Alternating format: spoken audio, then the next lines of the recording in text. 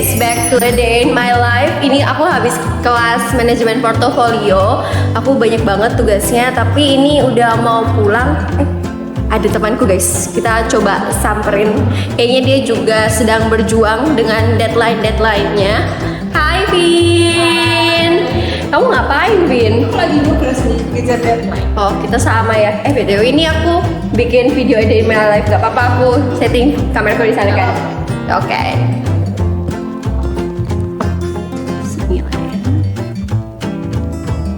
Kamu habis kelas apa, Vin? Oh, aku habis kelas MNA sih. Kalau kamu? Aku habis kelas itu loh, manajemen portofolio. Kamu kan ngambil kelas MNA tuh. Kamu tahu nggak perusahaan-perusahaan yang akhir ini atau pernah melakukan corporate restructuring? Aku cuma tahu beberapa sih. Contohnya kayak Pertamina. Oh, Pertamina. Itu mereka awalnya punya 11 subholding kan. Cuman dirampingkan jadi 6 subholding baru. Setauku yang aku ingat paling itu 3. Yang upstream, ada yang refining dan petrochemical, dan ada yang trading and commercial. Sama 3-nya apa ya? Itu loh yang subholding gas, subholding integrated marine logistic, sama yang satunya tuh subholding power and new renewable energy. Oh, yang itu bener banget sih. Itu aku sempat baca di berita. Dan itu sebenarnya awalnya udah dari 2018 rancangannya, cuman baru diresmikan itu tahun 2021. Hai guys. Hai, ini loh kita lagi bahas corporate restructuringnya Pertamina. Kelompokmu kemarin sempat jelasin di kelas gak sih? Pasti kamu tahu dong alasan kenapa Pertamina melakukan corporate restructuring. Iya, jadi ada banyak banget nih alasannya kenapa mereka melakukan corporate restructuring, supaya perusahaannya itu lebih ramping dan kewenangan holdingnya itu serta subholdingnya jadi lebih jelas. Nah, selain itu perusahaan ini juga berubah untuk menghadapi perubahan kondisi yang ada, karena tentunya sekarang kan makin banyak nih pesaing barunya. Memangnya apa sih keuntungan Pertamina setelah melakukan corporate restructuring ini? Pastinya banyak banget dong keuntungannya. Nah, hal ini tuh berdampak pada efisiensi dalam pengambilan keputusannya. Investasinya ini jadi lebih ringkas, terus operasionalnya jadi lebih cepat dan terkonsentrasi dalam melakukan pengembangan usaha yang lebih agresif dan fleksibel terhadap perubahan kondisi dunia. Nah, 1 tahun setelah restrukturisasi aja, pembentukan subholding ini telah membawa banyak dampak keuntungan dengan sistem operasional yang lebih terintegrasi dan efisien dengan tingkat konsentrasi yang lebih tinggi pada sektornya masing-masing. Malah gitu ya, pantesan pas aku lihat itu performa dari subholdingnya itu makin bagus loh. Aku bacanya di berita yang ini nih. Wah, ternyata keren ya. Bahkan ada bisnis yang awalnya tak profit bisa jadi profit karena subholding itu.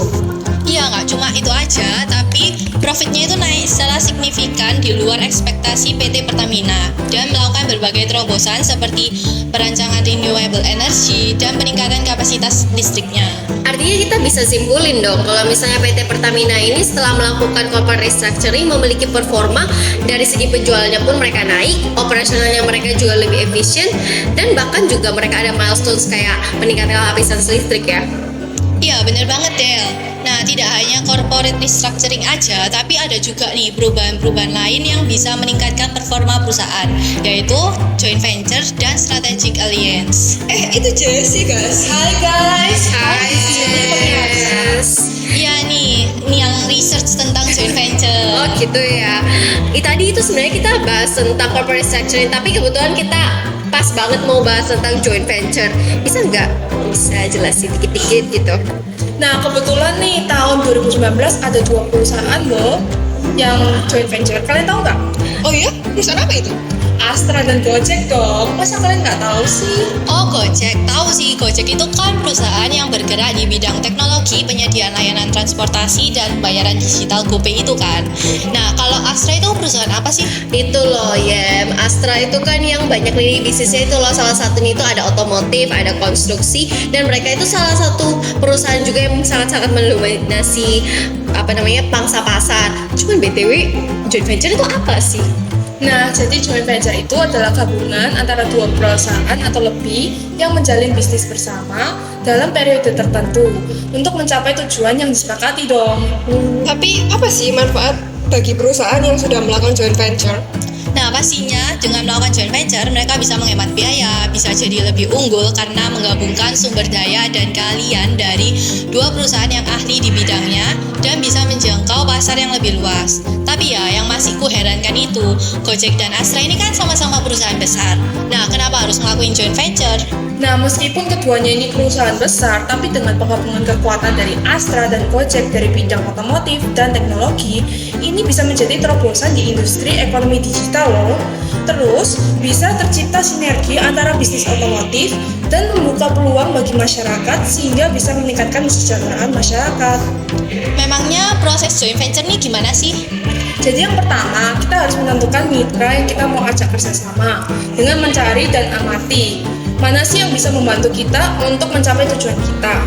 Yang kedua, kita harus lihat kredibilitas dan reputasi untuk menentukan hak dan kewajiban tiap pihak sebelum membuat kontrak perjanjian.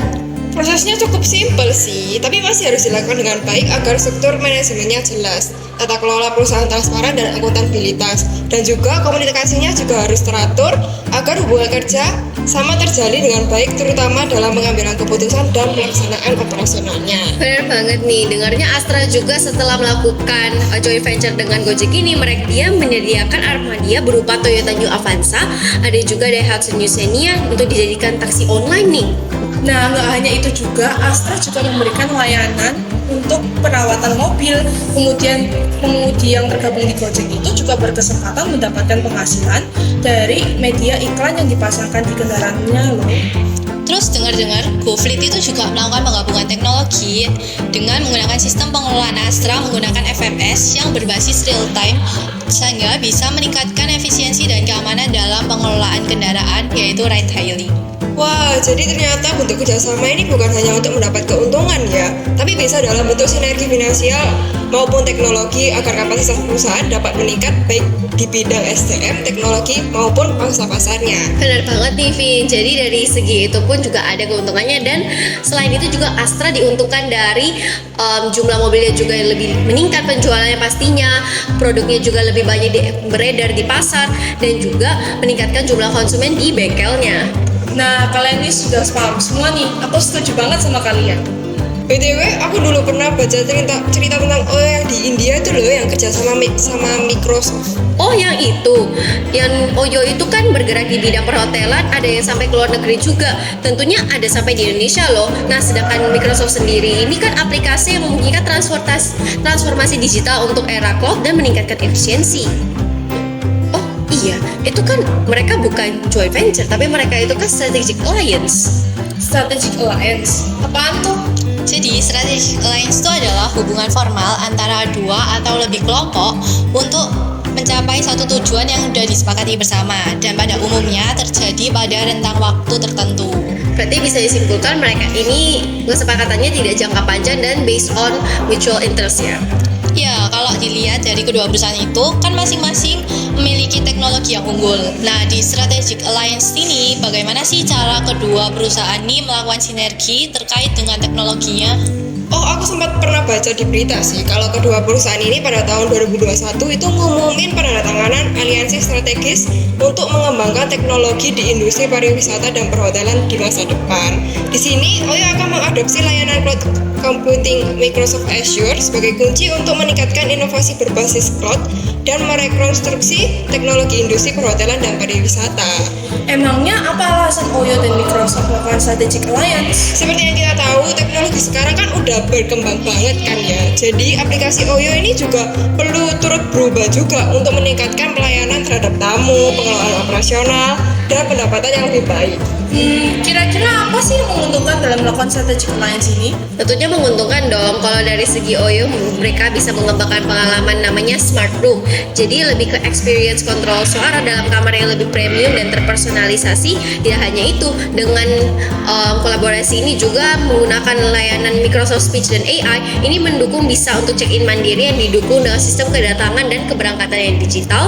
Juga ada sistem check-in mandiri, ada know your customer mandiri, ada smart key untuk ruangan hotel yang diperlengkapi dengan IoT atau Internet of Things dengan asisten virtual.